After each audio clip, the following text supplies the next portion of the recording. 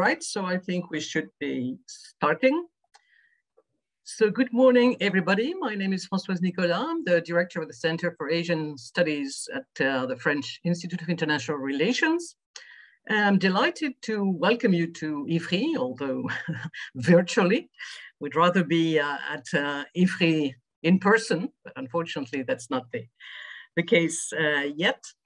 So this morning we'll be discussing a very hot topic, a topic that everybody's talking about, strategic autonomy. This has really become a buzzword over the past few years. And the point will be precisely to better define what is strategic autonomy and what should be done about it. And for this, I think we have a very good mix of people. What we will be discussing is more precisely the French and European perspective, as well as the Japanese perspective. And so for this, we have with us Joaquim NUNES de ALMEIDA, who is Director of Mobility and Energy Intensive Industries at the DG GROW at the European Commission. We have Kazuto Suzuki with us as well, Professor at the Graduate School of Public Policy at the University of Tokyo, and a representative from the business sector, Clotilde JOLIVET, who is Head of Government and Public Affairs, France, in Sanofi. So it's a good combination of people, both officials, external observers, as well as business representatives. So we'll have the various perspectives represented in the discussion. Let me perhaps provide a little bit of background to the discussion before I give the floor to the various speakers. So as I indicated earlier, strategic autonomy has become a buzzword. I guess the COVID-19 crisis has highlighted or stressed the importance of this issue because it has laid bare the vulnerabilities associated with perhaps excessive fragmentation of production and as a result, excessive dependence on foreign suppliers. At least it is the perception that we are having. Actually, the COVID-19 crisis is not a trigger event.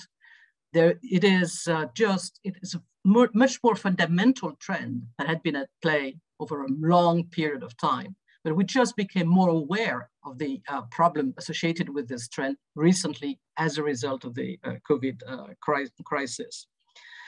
Of course, strategic autonomy is not self-reliance, so the pendulum should not shift back too far in the other direction, and this is, I guess, precisely what we'll be discussing.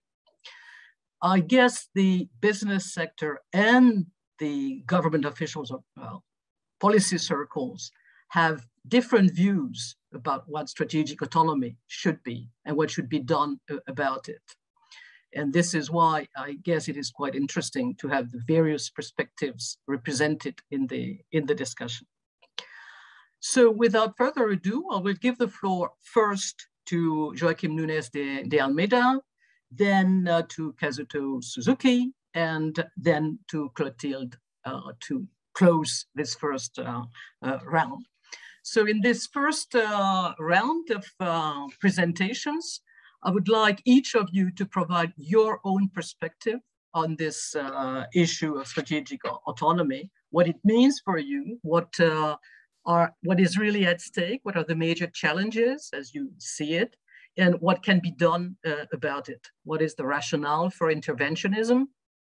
To what extent should interventionism be used, et cetera, et cetera. So you provide your own perspective on these various issues. And for this first introductory presentation, no more than 10 minutes, please. And then we'll open up to the discussion.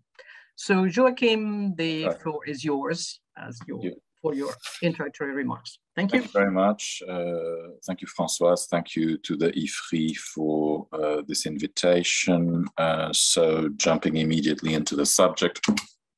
Yes, the COVID-19 crisis has been a revelation to all of us. We have seen firsthand how the EU's strategic dependencies entail important risks to economy and society as a whole. Whereas supply challenges were initially constrained to the health ecosystem, things like personal protective equipment. They later extended into other key ecosystems, things like electronics, mobility, renewable energy, construction. Current supply challenges go from basic raw materials such as magnesium to high-tech products such as semiconductors, which risk delaying the EU's economic recovery and slowing down our pursuit of the twin transition, meaning digital and green. Russia's military aggression against the Ukraine constitutes a tectonic shift in European history. The ongoing conflict creates risks of disruption for EU businesses across a number of different critical areas, including items such as energy, pretty crucial ones, energy, raw materials, and agri-food. Not just Europe, I'm told also that North Africa and the Middle East are quite affected by agri-food shortages as a result of the war. An issue that is of particular importance now is energy.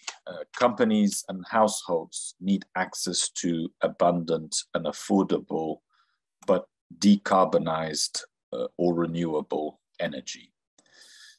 The Versailles Declaration adopted by EU leaders on the 11th of March focused on 1, strengthening defense capabilities, 2, reducing energy dependency, in particular on Russian fossil fuels, and 3, building a more robust economic base. On the second point, reducing energy dependency, it invites the Commission to propose a Repower EU plan by the end of May, and we are busy working. The deadline is the 18th of May for the adoption of such plan. Better understanding of the EU strategic dependencies and taking the right measures to address them is a cornerstone of our updated industrial strategy of 2021. We are aware that Japan and the US have very similar dependencies, and we have published 2 rounds of in-depth reviews of strategic dependencies in areas including raw materials, active pharmaceutical ingredients, as well as a number of products and technologies relevant for the green and digital transition. Building a certain level of strategic capacity is particularly important in cases where the opportunities of international trade to diversify and reduce risks are more limited. So our task is to focus on strategic interests such as the security and safety of Europeans, the health of Europeans, and our ability to implement the green and digital transformation. Diversifying supplies, strategic stocks, better recycling are all tools that reduce our dependencies. For instance, the French initiative to reduce the artificial obsolescence of smartphones is not only an act of consumer protection, but also one of reducing our dependence on various critical raw materials. In general, our policy is one of what we call an open strategic autonomy. We are open to trade and investment to help the EU economy recover from the crisis. We will be responsible for leading the way international in shaping a greener and fairer world, and strengthen existing alliances and work with internationally like-minded partners such as Japan. We will be assertive against unfair and coercive practices and ready to enforce our rights while always favoring international cooperation to solve global problems. And we're very vigilant with respect to foreign subsidies that distorting the European single market, and we monitor foreign strategic investments in the EU. Now, to give you a series of examples of priority areas to address strategic dependency. So the EU should increase its capacities in the area of defense, which has suffered from fragmentation and underinvestment, notably in research, development, and innovation. For instance, the EU lacks a strong presence in the global cyber defense industry. The vast majority of hardware and software currently in use in the EU for cyber defense is developed in the US and manufactured in China. So we think the EU should advance its digital sovereignty. The EU is lagging behind and in some cases highly dependent on its international competitors for a number of critical digital technologies. For instance, we're heavily dependent on a small number of Asian companies for access to state-of-the-art semiconductors. And the largest European cloud service provider accounts for only 2% of the European market, where we are highly dependent on a small number of US providers. We think the EU should become the epicenter of innovative green technologies. We've got important strengths, but also weaknesses in this area. We have had, up until now, a strong position in the area of wind energy, but Chinese competition starts popping up, with a positive trade balance in wind energy related equipment over the last 20 years. We have also traditionally have capacities in the area of clean hydrogen. Also there, about half of all electrolyzer manufacturers allocated in Europe, including the larger ones. But as for wind, the situation is degrading itself and Chinese competition, Chinese highly subsidized competition is popping up. Investments are now needed to allow for a scale up of this critical technology. In the area of batteries, we're catching up thanks to massive public and mainly private investments initiated over the last years. And solar energy is an example of an area where we face important weaknesses. We are highly dependent on China for the manufacturing segments of the PV value chain. For instance, China holds 96% of global solar wafers production. We face high supply risks for critical raw materials. For example, the EU is strongly dependent on China for access to rare earth permanent magnets, key inputs for wind turbines and electric vehicles. China dominates the whole rare earth permanent magnets value chain, from access to rare earths to the production of rare earth permanent magnets, for which it holds 93% of global production. The EU does not at this stage mine rare earths, and it produces only a very limited amount of permanent magnets.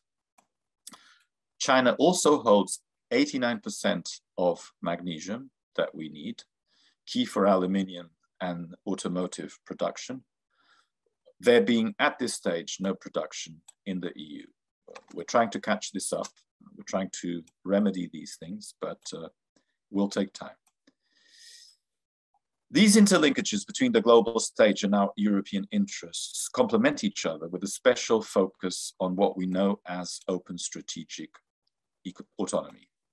Responsible sourcing from third countries is very important. We are ready to share good practice, our social and environmental standards with the countries we have any form cooperation on raw materials, in particular in the context of partnerships. Yet rebalancing global value chains also involves developing our domestic production capacities and diversifying our sources of supply. This includes consolidating our international partnerships in the raw materials sector.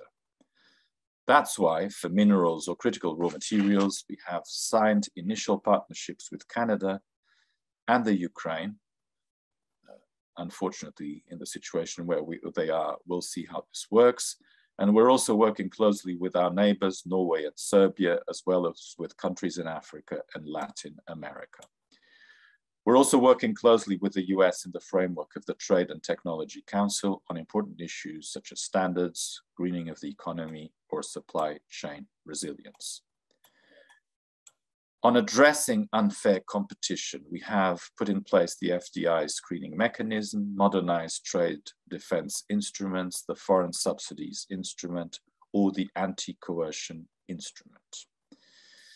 The anti-coercion instrument for which the Commission published its proposal on 8 December 21 will empower us to apply trade, investment, or other restrictions towards any non-EU country unduly interfering in the policy choices of the EU or its member states. Similarly, we will make a proposal later this year to reform the blocking statute to make it more effective in protecting European businesses from third country coercion. And finally, the co-legislators agreed on the proposal for a regulation on the access of third country goods and services to the Union's internal market in public procurement. This will provide an open, level playing field for EU companies that are or would like to be active in public procurement markets abroad. I'd have a couple of further examples on to address strategic dependencies, but I notice that I'm getting to the end of my 10 minutes, so up to you, Chair, whether you want to stop me or you wish me to just point to a couple of further examples of... Yeah, you may provide a couple of further examples, perhaps. And okay. Okay, yeah. Good. So first, we're working with international partners to diversify and strengthen supply chains. As already mentioned, partnership with Canada and the EU-US Trade and Technology Council are examples of such cooperation. And this is not just words, things are happening behind these things. And second, industrial alliances are instrumental in strengthening our open strategic economy or autonomy, including by identifying investment needs and building project pipelines. Existing alliances on raw materials, batteries, hydrogen are delivering important and concrete results. For example, we're successfully gaining ground in the area of batteries thanks to significant investment in the value chain facilitated by the Battery Alliance. We're expected to reach production capacity of around 379 gigawatts by 2025, representing around 70% of the expected European demand for electric vehicle batteries in 2025. This is the result of substantial investment in the European battery ecosystem, with around 111 major projects, including approximately 20 gigafactories. And we're also preparing the large-scale deployment of hydrogen technologies and applications to decarbonize industry and transport sectors. The European Clean Hydrogen Alliance of November 2021, in November 2021, presented an investment pipeline of more than 750 projects that its members are planning to undertake by 2030. I think I'd stop now. Otherwise, it becomes a bit too long. Thank you, thank you. But you did mention the industrial alliances that I was waiting for, so thank you. All right, so now I give the floor to Kazuto Suzuki, who will provide the Japanese perspective on this important issue. So, Kazuto, the floor is. Right, thank you, Françoise, and thank you very much for Ifri to invite me for this very interesting subject. Yes, my name is Kazuto Suzuki. I've been working on the economic security issue in Japan. I just came back from the meeting with the parliamentarians in Japan, which is now under the consideration of the new bill, which is to promote the economic security. The reason why Japan is using this concept of economic security instead of the concept of strategic autonomy is because Japan has never aimed to achieve the autonomous position in terms of economy. The Japanese economy heavily dependent on the energy from the Middle East and also some part from Russia and the Indonesia and other places all around for fossil fuels. The food self-sufficiency is only 30% in calorie terms. So basically, Japan cannot live without a free trade. So the Japanese economic policy, basically based on the idea, particularly after World War II, is to promote the free trade, even though protecting some critical industries such as agriculture because of its importance, but also its less competitiveness. one of the assumptions that Japan is working as a promoter of the free trade was because the members of the free trade and most of the trading partners were basically the friends and allies, the like-minded countries. During the Cold War, the free trade was basically the Western free trade. It's the economic structure, economic order of the West. Whereas after the Cold War, we included the countries like China, Russia, India, etc., which may not share the entire values and norms and how the state should run in the entire economic order. So that was one of the wake-up call for Japan, and this is more strengthened in 2010 when there was some territorial problem with China on the Senkaku Islands. The Chinese fishing vessels attacked or crashed on the Japanese Coast Guard vessel, and the Japanese Coast Guard arrested the captain of the fishing vessel, and then China eventually limited or banned the export of the rare earth mineral. The rare earth mineral was the critical element for developing the hybrid car, which is the main exporting items from Toyota and Honda, etc. So it was a deliberate action by China to use the economic means to coerce Japan to free the captain. So by then we realized that the China or any other country may use the economic means, particularly when we have the excessive dependence on the certain items such as rare earth mineral, and that may create the vulnerability. So in the discussion that we have now of the economic security is partially triggered by the COVID-19, but fundamentally it was triggered by the event happened in 2010 around the Senkaku Islands. So instead, we are talking about the strategic autonomy, but we are trying to avoid the economic coercion by any other country, but particularly China or Russia or countries that we have an economic relationship, but we have a heavy dependence. So the concept of the economic security, the security part is more important because we see that this is an act of international power struggle rather than just the simple economic transactions.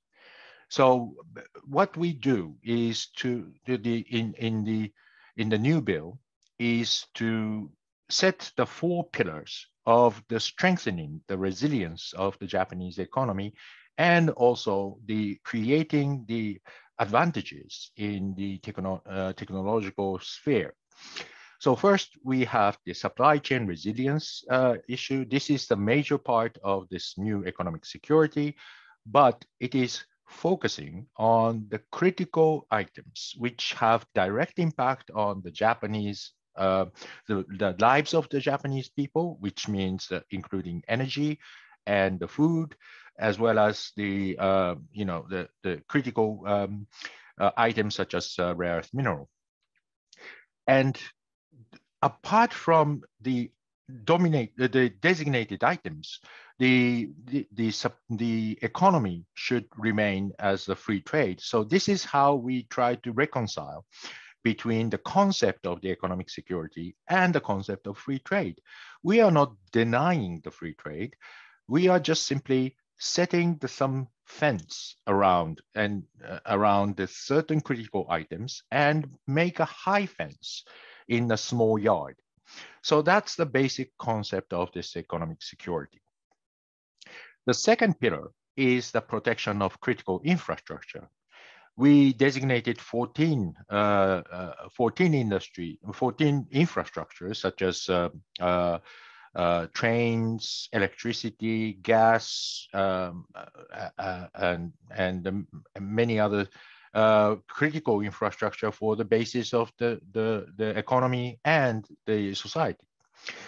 But apart from these, and what we do in this bill is to focus on the a procurement process of the systems that controls these infrastructure. For example, the train running systems, the air control system. You know, these system needs to be checked and make sure that the foreign, even if we depend on the foreign items or foreign parts and foreign machines, we need to make sure that this runs without interference from the other country. So we check software, we check the origins of the parts, etc. And the third pillar is the closure or classified patents, because for many years in Japan, the academia and the military were separated because of the hard lessons that we learned during the World War II. So last 75, 77 years, in Japanese academia has banned or has restricted to receive funding from the military, and the Japanese universities were never participated in the military development programs. And this created the situation where the civilian technology is the good ones and the military technology is an evil one. I mean, this is what the engineers or the scientists may think. And for some reasons, the civil engineers, because of this dual use technologies or increasing number of the military civil fusions, the civilian academia is now putting the very sensitive technologies such as biotechnologies or the AI or the robotics, you know, these are on the patents. The patents may, you know, in principle is open to public. And there are some cases that these technologies which are open to public are being copied and learned by the foreign countries, including North Korea. So for that reasons, there were setting the, you know, classified patents to make sure that the transfer of technology is limited. And finally, the fourth pillar is the promotion of science and technology basis. And this, again, is the bridge to build the academia and the military sensitive technologies, and trying to make sure that the academia, what is happening in the civilian technology sphere may lead to the use of those technology to the military applications. And that will be the new bill. So, and the final words, this Japanese new proposed bill on the economic security is basically very defensive. It's not aggressive to coerce in any other countries. It is basically to resist the economic coercion that is coming from other countries and try to build up the resilience. And in order to do so, we need to have the international coalition, as Mr. NUNES de ALMEIDA has mentioned. You know, I think there are a number of projects which are working between Japan and the EU, particularly, you know, both Japan and the EU had a strategic partnership agreement, SPA, together with the economic partnership agreement, EPA. And this SPA will provide a basis or platform for the further cooperation between Japan and the EU. And this will make the balance of the Chinese coercion, and again, it is important for Japan to have the secured trading network with the trusted partners, which shares the idea, norms, and values. So I'll stop here. Thank you very much. Well, thank you, Mr. Suzuki, for highlighting in particular the importance of the weaponization of interdependence. And that's a point I alluded to very quickly in my introduction. I think the COVID-19 crisis was just a wake-up call, but it just opened our eyes to a reality that had been there for a long time. And this reality is really about coercion. And in a very globalized world, interconnected world, we are, well, vulnerable to the use of this interdependence, of these interlinkages. And this is really where the problem lies. So the COVID-19 crisis was just an incident that highlighted this reality. So thanks for really stressing this point very, very clearly. And I understand that it is really the origin of the realization in Japan of the need for economic security. Perhaps we'll have opportunity to discuss the distinction between autonomy as seen by the EU and security as seen by Japan. It's an important distinction again. And I think that Japan perhaps has a clearer view of what is critical, whereas the EU is, from my perspective, perhaps not as clear. But anyway, we'll get back to that in a minute. So before we do that, the first thing I would like to tell the audience that they may start asking the questions using the Q&A function at the bottom of the screen. And now I give the floor to Clotilde Jolivet, who will provide the business perspective on this issue of economic security, strategic autonomy, whatever you want to call it. So Clotilde, the floor is yours for 10 minutes as well. Yes, thank you, Françoise, and thank you for really the opportunity. And it's great to have already this level of discussion. And, you know, as the objective of, you know, of participating today and working with you is really to have a better understanding of how the world operates.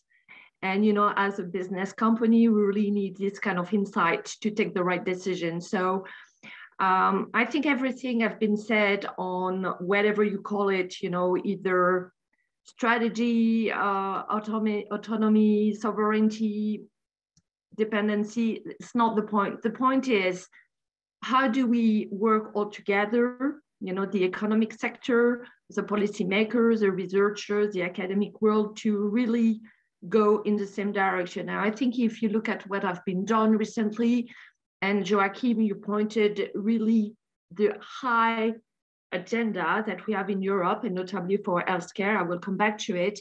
But when you look at what we have here, I think it's the first time that we have such an alignment on the different policy that as a business leader, we are looking at to make decisions, which are business decisions.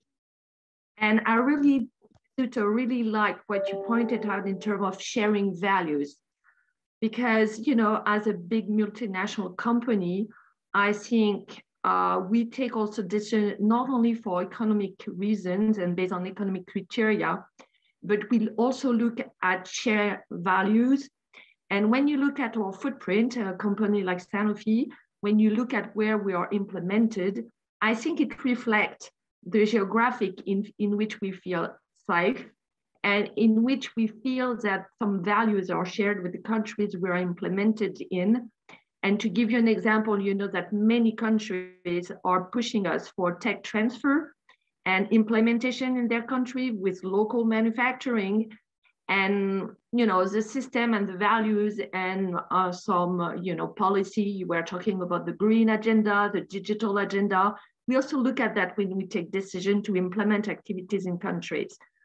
So, you know, what we are doing is looking at the different geographic, looking at the strengths of these different regions. We look at the industrial policy, we look at the attractiveness policy, how you talk about it, about, you know, attracting foreign investment. We also look at what you were mentioning, which are free trade agreement. We look at basic economic criteria such as intellectual property. We're talking about the patents, IP is key. So we have all these criteria, we have all these policies. We also have the values, and we just, you know, try to manage our way and find the right balance. And if you look at the roots, and I think Françoise, you're totally right, the roots and the origin of the dependency or lack of autonomy are very deep. They are there from a long time. If you look at healthcare, the main reason, which was a good reason, the main reason was to make the healthcare system sustainable and make sure that health products were available at a good price. So it did increase generics. It did lower the price. If you look at the French pharma market for the last 10 years, excluding the crisis, but if you look at the last 10 years, the pharmaceutical market in France, which is regulated, which is totally normal, the growth in volume is approximately 4 to 5%. And the growth in value is either flat or negative, which showed that prices and price cut and price regulation is using the growth that we generate by bringing new products, bringing innovation. So we have to find a way, when you invest and you know that your market will not produce growth, as an economic company, you have to to find a way which is, it's healthcare, so it's fully understandable. But when you add that, the fact that for the last 20 years, at least in France, there was no industrial policy, what we did was quite logic. We look at where we could find more margins. And, Asia was offering a good level of margin for low value production, like active pharmaceutical ingredients. So we shifted the production to find new margin. And we kept more high-tech investment for Europe, for the US. And you know that US are the top region for biotech, but they have nothing which is, low value production, which is still necessary. We still need that. So that's basically what happened. And when you look at globalization and what the world is doing, the logistic is good. So we did not have any problem.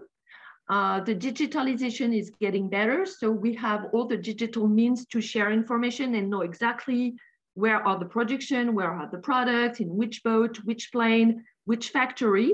So honestly, when you look at it before the COVID, it worked. It worked. And I give you another example. I've got 18 manufacturing sites in my company in France. And exactly 2 years ago, for the first lockdown, we did not stop one single day of production in manufacturing sites because, the logistic was good. So, even though we knew the roots of dependency were there, we find a way to make it work. So now I think we are, and your first question, Françoise, was, do we go in the right direction? Do we think we have the right decision? Honestly, I think so. And if you look at the European policy for pharma and for healthcare, we have major new decision that goes in the right direction. We have a pharmaceutical strategy, which is quite new. We have the new agency that is like the BARDA, which is this defense agency, but with EU values, so which is related to getting ready and prepared for health threats and health crises. And we're also talking about alliance on hydrogen and batteries. I think it's key, that there is, I think 15 member states that published beginning of March a willingness to go for Nibiki, which is this European mechanism to unlock public heads for healthcare. It's led by France. And it will give some, incentive to invest, because at the end of the day, when you want the private sector to be on your side as a policymaker, we're still looking at this geographic, and we, any kind of incentive and policy and visibility help us to take the right decision. So I think it's really a major shift here. It's something that we have been claiming for years. When I joined the public affairs environment 10 years ago in pharma, and at that time, my main key ask to policymaker was, please consider pharma as defense. It's strategic. And it was 10 years ago. And when you look at what we've been doing now, I think the situation really goes in the right direction. I think also that we should not, let's say, overpromise on what we'll be able to do. And when you look at the European agenda, we have to find a way with being digital, which I think is good. But for instance, we have no European cloud. So we have no way to secure health data, which are very important in Europe. It's very sad, but even the French National Health Data Hub had to use Microsoft and Amazon cloud services. I think it's too bad. So we are lack of a cloud, but data is a key domain, including for healthcare. We have, the green agenda, which is difficult to address. I give you one example. We participated with the French government of a relocation project for production of pharmaceutical ingredients, which is paracetamol, which is a basic but very useful. And the cost of producing it in Europe with EU standards, notably in terms of environment, was 30% higher than keeping subcontracting in Asia. So we need incentive to absorb the impact. We can pay a part of it because we are responsible companies. We want to share the impact with some industrial policy and incentive. And at the end of the day, but it's exactly the same discussion as for energy. What will be the impact on the citizens? Who is going to, pay, if I can say, for the transition? And then we will get better because we will do the transition. It's high cost, but then we will re-enter an economic cycle with economic improvement and some better competitiveness. So then we expect the cost to be back to better standards. But how do we manage the peak? Who's sharing the impact? I think we all have to share that, but it's difficult because it reflects how you share the value of what you're doing. So I think honestly, it's probably one of the most exciting moments that we have as a pharmaceutical industry. The fact that everybody understands what are the challenges. And I think the discussion we just had here exactly highlighted the challenges. I think also as private company, we change our analysis. I think also our behaviors are changing. The impact of environment challenges, green agenda, we are more integrated now. We took that better in consideration that I would say 20 years ago. So, it's a very good moment to take the right decision, I think.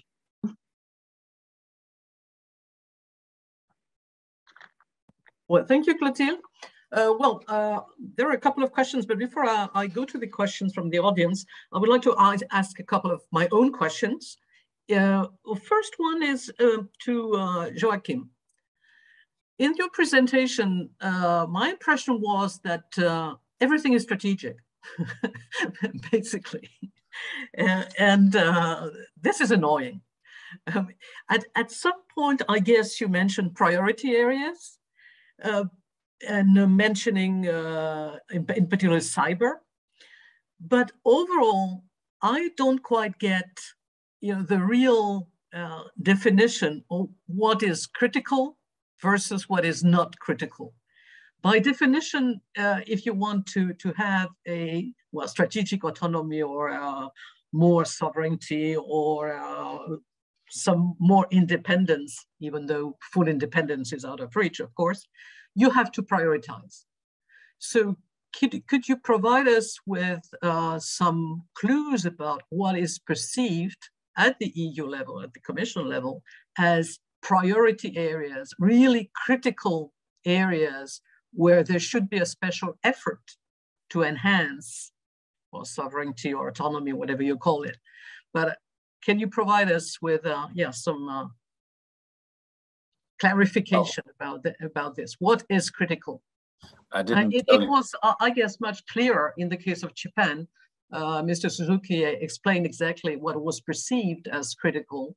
But in the case of the EU, I must say I don't quite get it. So what is the definition of what is critical?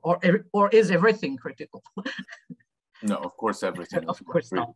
Of course everything is not critical. Nor did I tell you or gave you the impression that spoons, chairs, and yogurt were critical. I think that this has been quite a massive change of thinking process in Brussels, in the sense that we were great believers in globalization, in the strength of the market, competitive advantages. We've spent 20, 30 years very much on that line. The state should intervene as little as possible. Suddenly, the drive started mostly with the emergence of the perceived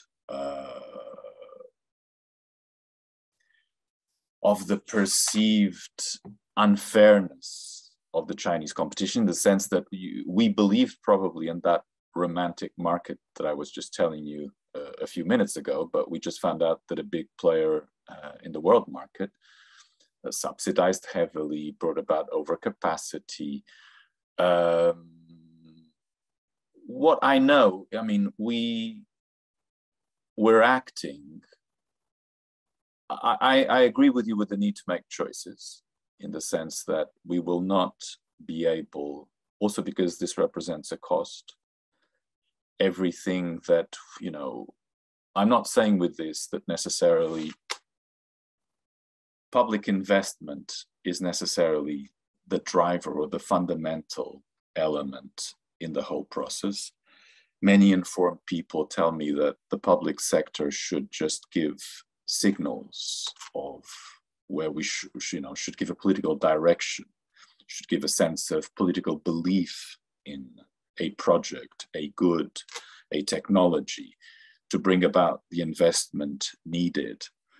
For instance, you know, many people argue that despite the importance of the amounts put on the batteries alliance, the amount of private investment was much superior to the public investment. So I would, you know, the areas I'm responsible for where we are investing on becoming more resilient are batteries, are hydrogen, possibly we will act on solar. So everything that is connected to industries related to the energy revolution going on and the raw materials that go with it are seen as critical by my department.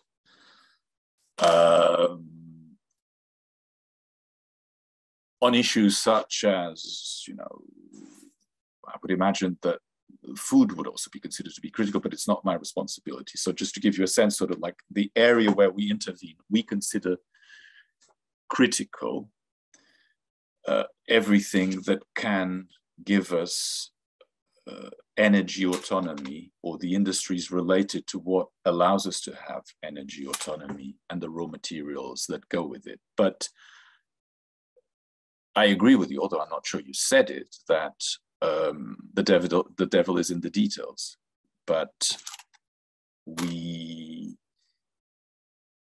are making concrete choices every day of where to act.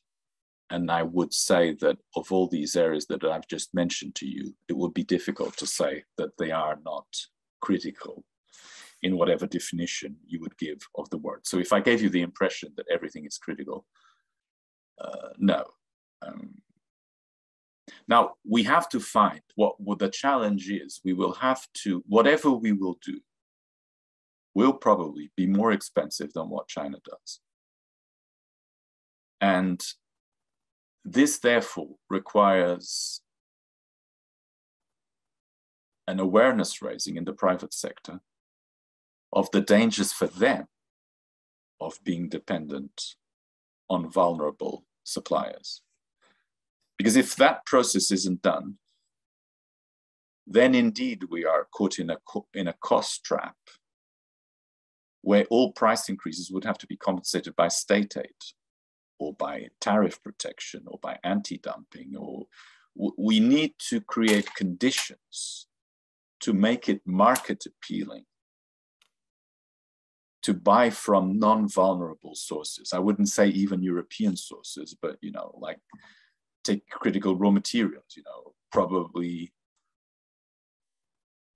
Canada and Australia don't look too threatening or too unstable to you, I would imagine. You see, so it doesn't necessarily also mean doing everything in Europe. It means having a diversified source of supply. I hope I have helped giving you a bit. I think so. Well, so you highlight reliable partners. So either way, well, the point is to produce domestically as much as possible, perhaps in some areas which are deemed critical, having to do with energy, with food, etc. Okay, and if you cannot produce yourself, which of course is not possible in some areas, then rely on trustworthy partners. Or choose reliable partners. I mean, that would be the point. But of course, this may go with higher costs. And it goes back to what Clotilde was saying. So how do you, Clotilde, how do you respond or react to what Joaquim just said about higher prices? And the business circles have to understand that, they cannot also rely on state aid systematically. So it is something that you also mentioned. You were calling for some help or assistance.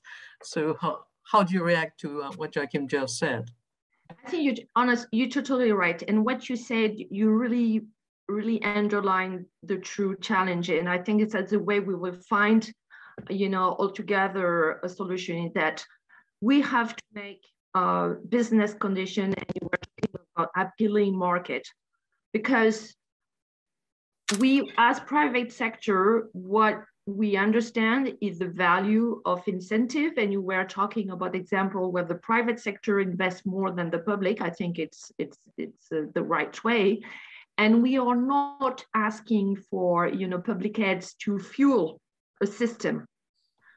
What will be useful for public aid will be to shift the system and make some steps, which are a little bit difficult if we do it by ourselves, because we are not incentivized enough to do it by ourselves.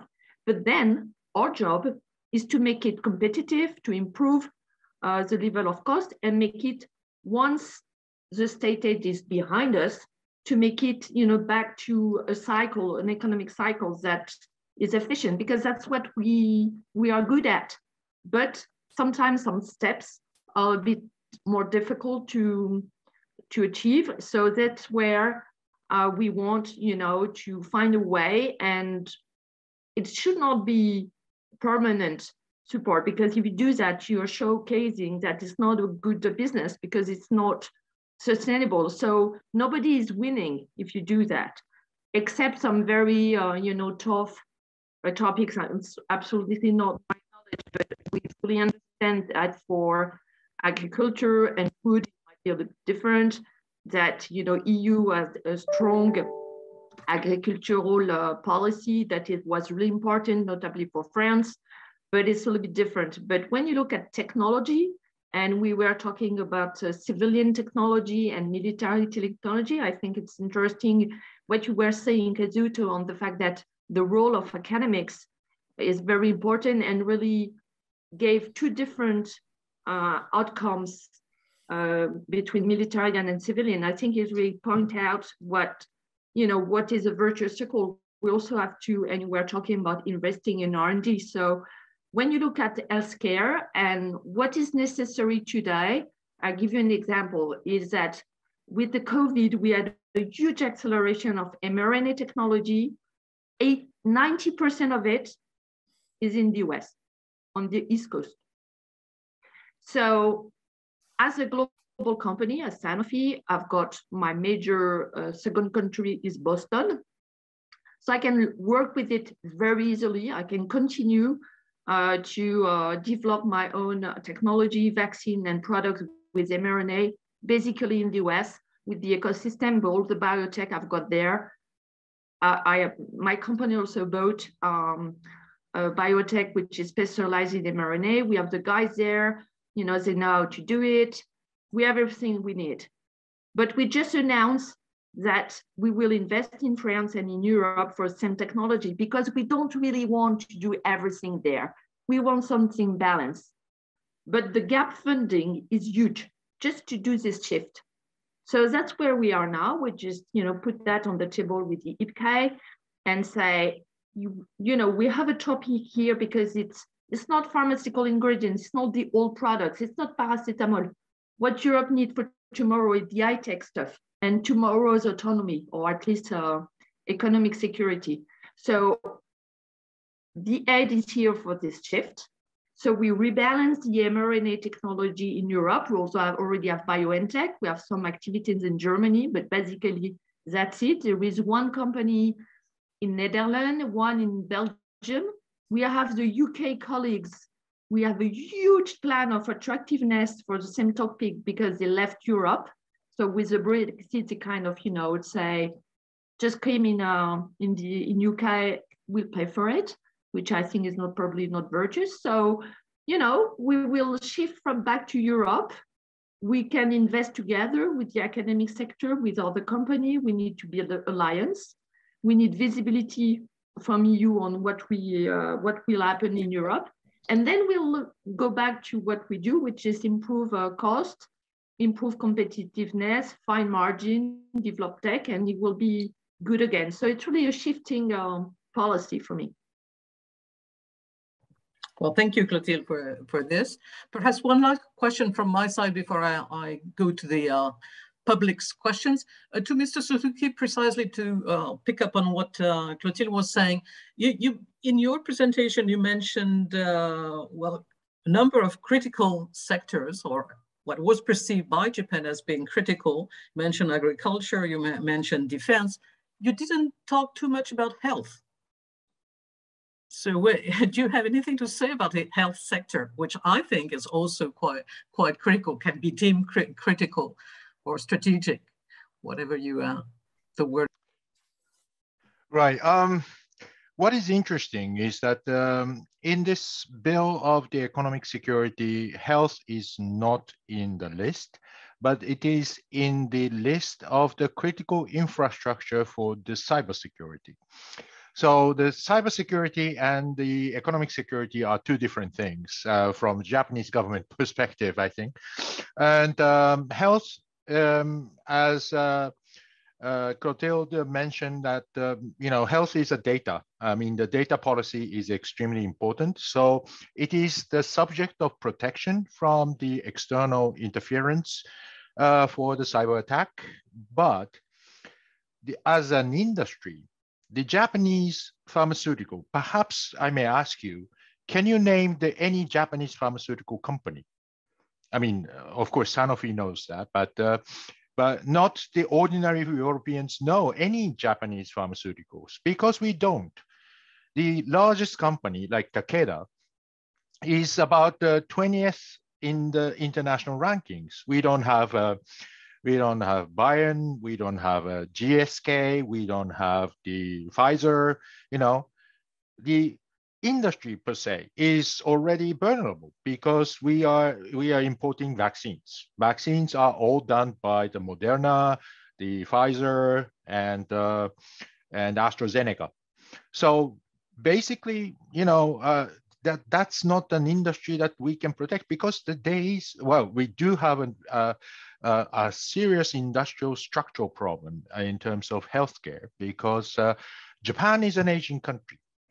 And for aging society, the therapeutics is more important than the prevention.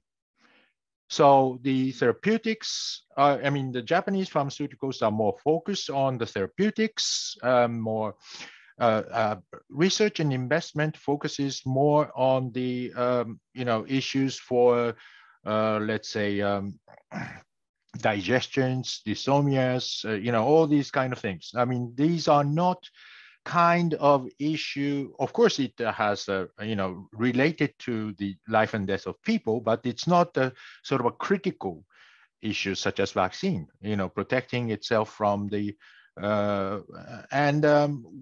now, because of the COVID-19, we are now thinking about the sort of creating the TSMC of the vaccines. Like, I think it's called the CDRM or something, to have this sort of a production capability, but not the research or the innovation capabilities. We just, get the recipe from the other country and then produce. So that's the one way of guaranteeing the supply chain. And we are involved in the supply chain, but not necessarily invest heavily on the innovation part, because the size of the Japanese industry is very limited. Therefore, the amount of investment is not comparable to those companies in Europe, in United States. So that has been a big problem in terms of the economic security, because we have a very different economic structure in terms of the healthcare. Thank you. Well, it's interesting the point you made about the cyber dimension of the health sector, which is about data, as Clotilde was explaining before. So thank you. Okay, now I turn to the questions from the audience. So there is one first question to Joaquim. So I'll just read out the question from Mr. Coben. So how does the EU make sure that the industrial policy does not pick winners, benefiting certain very large producers or companies in certain member states, especially since the most important political bloc, France and Germany, is relatively welcome to the idea of European champions? So such an approach limits a level playing ground, fair competition, and that is the very basis of the single market. Okay. So, I think I'm unmuted. Yes. The usually, I mean, we have to base ourselves on what is there, what is incipient, what is fledgling, but we have to help elements of reality. So I understand that if you are not fully into each of these matters, you would probably suspect, therefore, this means that we will pick up a big French and a big German name and we sit together around the table, we give them money, the thing happens, and then you associate a few companies from smaller countries. But the thing is less, we help whoever wants to join us. So European alliances are open to everybody that wishes to join. Definitely countries that have a stronger industrial tradition have probably an advantage, but such countries aren't necessarily France and Germany. I mean, the Netherlands, Denmark, Italy, Spain, the Czech Republic, many Central Eastern European economies are becoming quite important industrial manufacturing countries. For instance, I was giving yesterday a presentation about mobility in the Visegrad 4 countries, and the examples of projects and gigafactories benefiting from help on the European Batteries Alliance are located in Poland, the Czech Republic, Hungary, Slovakia. So I understand the worry, but I frankly don't think it's happening.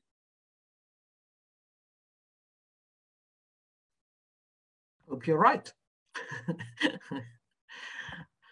Okay, there is a question from Michael Nauri from Liquid. I'm afraid it's all again to you, Joaquim. So does Europe realize that most of the products we are dependent on are either energy intensive, pollute massively, or we are way behind for these products, and it will require massive investment way beyond what we imagine today? And what he has in mind, it says, to be more specific, magnesium is energy intensive, rare earth refining is polluting massively, and this is actually why we outsource it to China. Semiconductors plan in EU is to invest 40 billion, but it's much more expensive actually to set up a fab. So but I have to say to that. We have to face our own contradictions. We have to face our own contradictions here. Magnesium is indispensable, for instance, take magnesium. Magnesium is indispensable for the automotive and the aluminium industries. I don't think there might be people that are happy to see these industries go or not exist, but I would certainly say that the European mainstream is not prepared to see that happen. And I think that, and this brings me to a point that I missed making to you before, which is that one of the greatest elements of resistance to these changes is public opinion, in the sense that people love to fight climate change, but there's a bit of a cognitive dissonance of what is needed in order to be able to fight climate change, things like mining, things like pipelines, things like wind farms, things like solar farms. They are not electorally very winning. Not many ministers make careers out of opening mines, et cetera, et cetera, et cetera. Therefore, I mean, we also have to get out of a certain hypocrisy in Europe, which is to say that we're fighting climate change, whereas our rare earths come from the Democratic Republic of Congo, which I don't think will have sustainability criteria much higher than what we could have in Europe. This means possibly that we're going to have more expensive production processes in Europe, and we will have to have more sustainable and durable products. But we have to face this. We have to face this, and we have to, and and if our preoccupation is climate change, I mean, the fact that we're subcontracting it to China doesn't make any difference, because their climate is the same as ours. So if we wish to keep these industries going on, we have to face the issue head on, see what are the costs of having it done sustainably in Europe, and hope that by replicating such technologies, they would become cheaper, in the sense that, for instance, green hydrogen was seen as highly expensive. It's now starting to seem like affordable. All these things are seen as crazy expensive, and costs go down. So if we want to keep having cars, we probably do, we will need to have magnesium capacities, and the issue is to have them in China or here. Well, will they be more expensive here? Probably yes. Well, I think it's an important point to make people realize that there is a price to a number of things. And I guess it's important to stress the contradictions that are very much present. Yeah, we want to fight climate change, but we don't want to pay for it. Basically. Exactly. We're facing the dependency on gas from Russia. Do we want to have our hydrogen, our clean hydrogen, done in Saudi Arabia? Well, it's an option, but I think I made myself understood, Yeah, sure. Well, I think it was an important point to stress, so thank you for that. So further questions. Well, in what we've been talking about reliable partners and all this, and dependency and weaponization of interdependence, and obviously we're talking about China. So a question by John Seaman from Ifri. So it is clear that China is not considered a reliable supplier for critical goods and services. So the first question is about how to define an unreliable or a reliable supplier or a vulnerable source. So how do we define that? And second thing, what would it take for a country, and China in particular, to be considered reliable or reliable enough? That's the first part of the question. And I guess it's both to Joaquim and to Kazuto Suzuki. So how can you define a reliable partner? Who is reliable, who is not? Kazuto, do you want to start, or do you want me to try and put forward? Well, let me just. I think diplomatic issues. I'm less diplomatic. I'm free to speak anything, and I'm not representing Japan anyway.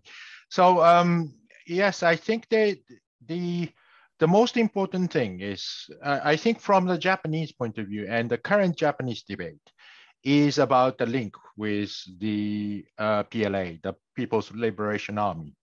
So if there is a link between the PLA, then that will be the red flag. So if you are dealing or exporting or importing from the companies which have the close network with the PLA, then you should be careful. And that's not really reliable. But if you are dealing with some reasonable partners with certain technological capabilities, but not having the link with the PLA, then that's okay. Be careful, but it's tradable partners. And if those companies are not having any link with the PLA or outside of China, then you may have much easier relationship. So those are the risks that the companies need to make. Companies need to make a judgment whether these companies that you are dealing with is the reliable partner or not, which means linking with the Chinese military. And that's the most important consideration. So again, I emphasize that we are talking about the security, not the autonomy per se. We are not expecting to be autonomous anyway. So basically, and again, it's the priority is the security. We are not trying to make, we are not trying to give the opportunity for China to use the economic coercion. So, and not letting China to use our data, so it depends on the industry and items that you are talking about, but basically the real judgment comes from the concept of security, rather than just being being independent and being autonomous, being sovereign. I mean, those are not the aim of the Japanese current discussion. Yeah, thank you. Well, it's very clear that Japan is really fighting against weaponization. That's really the point. I get that. So this is what you have in mind when you talk about security. And I guess the objective is quite narrow, to be honest, but very precise. And so all the instruments are targeting this very specific. Exactly. And I also emphasize that we are not abandoning the free trade. We are basically think that the current economic order, international economic order, is supposed to be based on the free trade economy. So we are not trying to use the government intervention and trying to manipulate or to distort the the free trade regime. We are trying to make the sort of an exceptions within the framework of the free trade, and that is based on the concept of security. Yeah, sure. No, it's quite clear. So Joaquim, about the reliable partners, how do you define? No, I'm not going to give you a beautiful list of who I consider reliable, half reliable, 1/4 reliable. No, we have to keep a certain fluidity here. And also to get back to your conceptual framework about what's critical and not critical, and without trying to be polemic. Yes, but let's take an example. During the COVID crisis, we had lack of gloves, for instance, and rubber gloves to be used in hospitals. Does that make it a critical product, although it's health related? So the fact of saying, for instance, like health is critical, yes, but what in health? You see, so the discussion also has to be a bit granular, and you have to go a bit down. And this is also a bit the same about the countries. I think you will never have sort of an indication from the EU, a clear indication of which countries it considers reliable and not reliable. I would say that definitely there are problems. We have heavy problems with Russia right now. I would not consider Russia a reliable partner by any means in the current circumstances. Possibly they weren't already a few months ago. There's an issue with China. There could be, I could imagine, Iran, I think, but I'm not giving you any news. I think that you need to look at the political stability of countries. And I think that you have to act a bit like an intelligent financial investor. Diversification is very important. You would tend to, what I'm just saying, my rules of thumb, I'm sort of, democratic countries, I think to you and me, Australia and Canada would appear more reliable than the Democratic Republic of Congo, or but also there, you know, this is not all like we want it to be, you know. We have to take the world as it is. So I would think diversification, some self-sufficiency, diversification, as much sources as possible would probably be my recipe. Variety.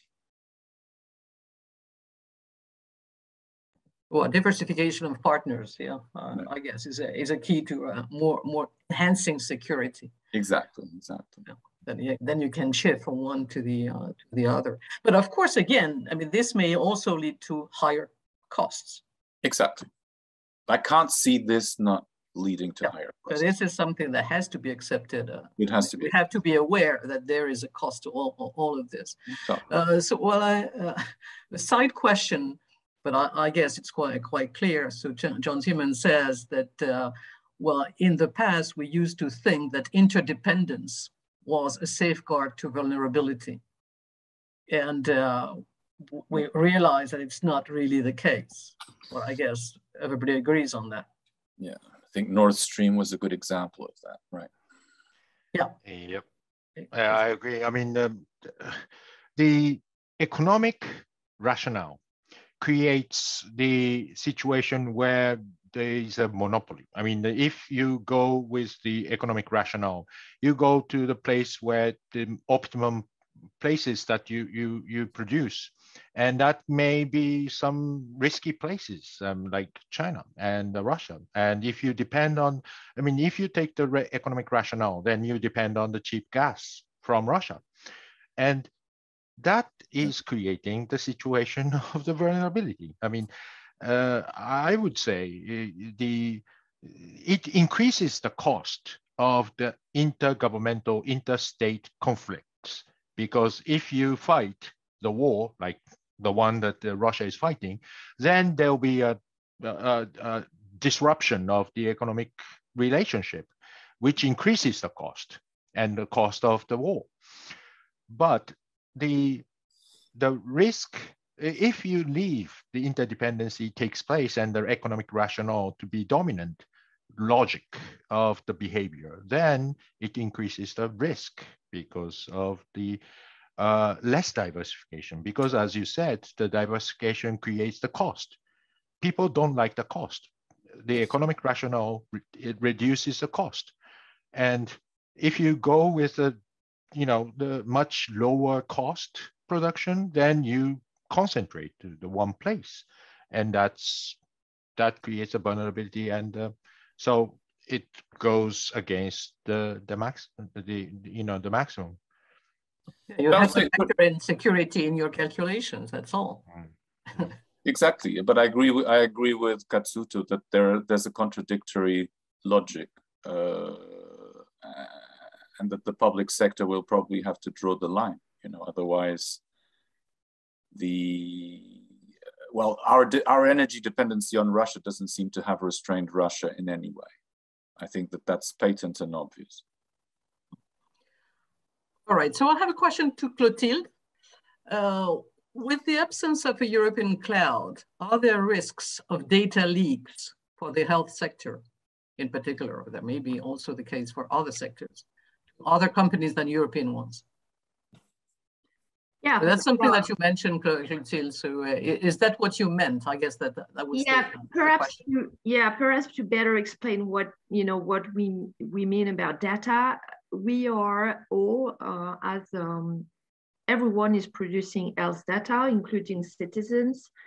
And we know that it's a key source of information for surveillance, seeing low signals, to also do some what we call real-world evidence. So once a drug has been tested in clinical condition, when you distribute and use the drug at a much larger population, you can see a new type of usage. You can see also the impact, the side effect, but also good effect that you did not expect. you are collecting data on the safety of usage. You can extend it to larger populations. So it's really key to collect this data and, of course, work in an environment where citizens are protected. And I think that's where EU is very strong. We have a very strong legislation on protecting health data of citizens. You are, if you are a European citizen and that your hospital, your doctor, your pharmacist has the information on your health, you can really consider that thanks to all the legislation, your data are anonymized, that are saved. Then they are, somewhere, which is today, thanks to the technology, in the cloud. And we know that some laws in some countries, and we were talking about, reliable partners. So I think Kazuto really explained it. It's really in terms of security that you have to look at it. And it's particularly true when your data are somewhere. You also have to ensure that the laws and the regulation of the owner of the technology, which is the cloud, fit with what you're trying to do in Europe, which is to protect the people. And that's where we know that some countries, and the US are typical for that. They have some laws that are applicable to extraterritorial criteria, so they apply everywhere. And they apply, for instance, if the companies that offer a service is registered at the New York Stock Exchange, so it could be anywhere. So in that environment, looking at where the data are, which cloud, belonging to which company, of which nationality, applying the rules of this country that may apply anywhere else, that's where I'm not afraid of leakage. I think it's not the point. And honestly, nobody could do anything with, I don't know, Françoise, if I've got access to your personal data, health data, it's useless. What I need is big volumes of data. I don't need personalized information. It's not the point, but I understand citizens are worried about it. So it's not really leakage. It's, having some bills and laws that suddenly apply to the data that you have somewhere and that can, make them lose the ability to be useful. So it's more complex than just leakage. It's really understanding what is protection, what are the rules, how they apply, what is changing. I think China did some very recent move on data and kind of, bill that says that if it's linked in any way to a country safety or security or imperative, you can lose your data if they are in China. So it's probably not reliable. I'm not talking about the country, but at least not a reliable policy or regulation that we consider as safe. So it's probably the most complex situation that we are. That's why having a European cloud will make it simpler, because we know that EU development will use the EU legislation and that we are in a safer environment.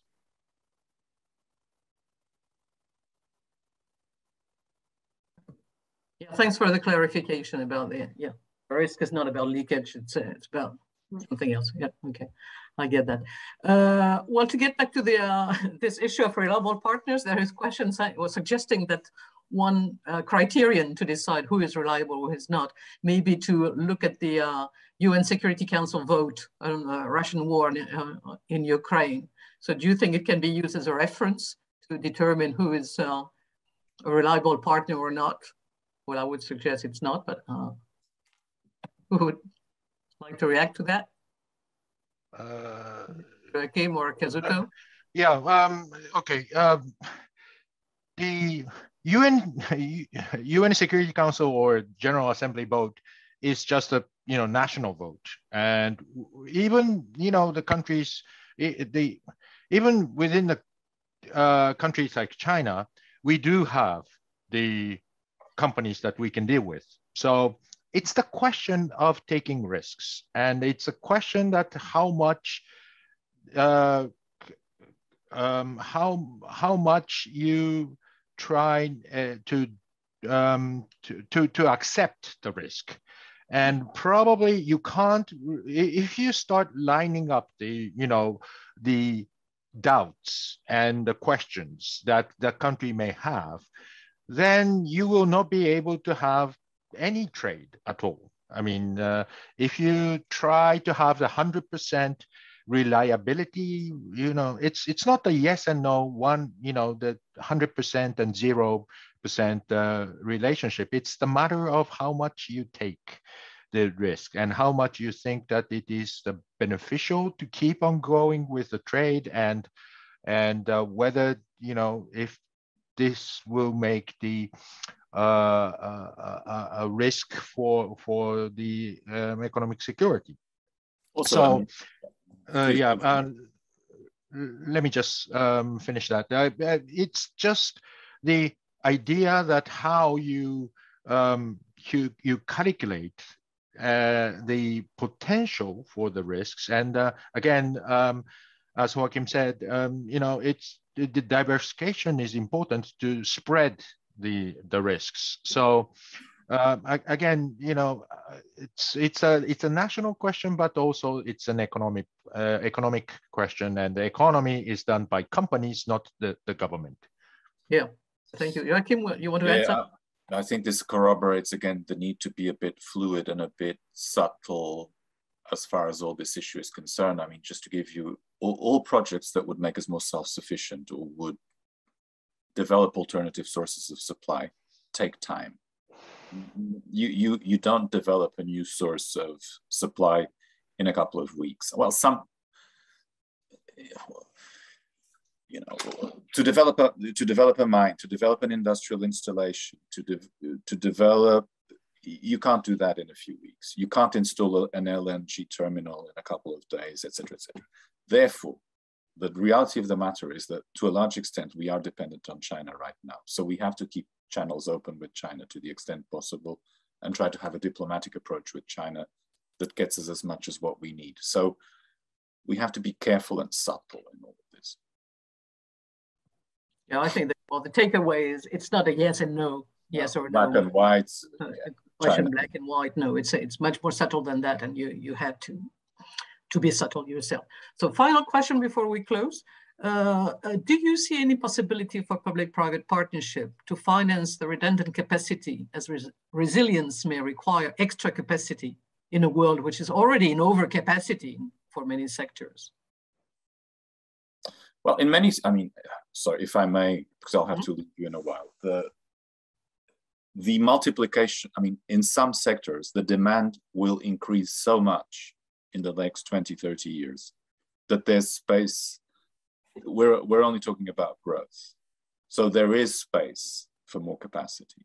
When you see the amounts of nickels and coppers and lithiums and cobalts that you need for the 20, you're talking about 6 times more, 20 times more, 13 times more. So I don't think we're in overcapacity territory.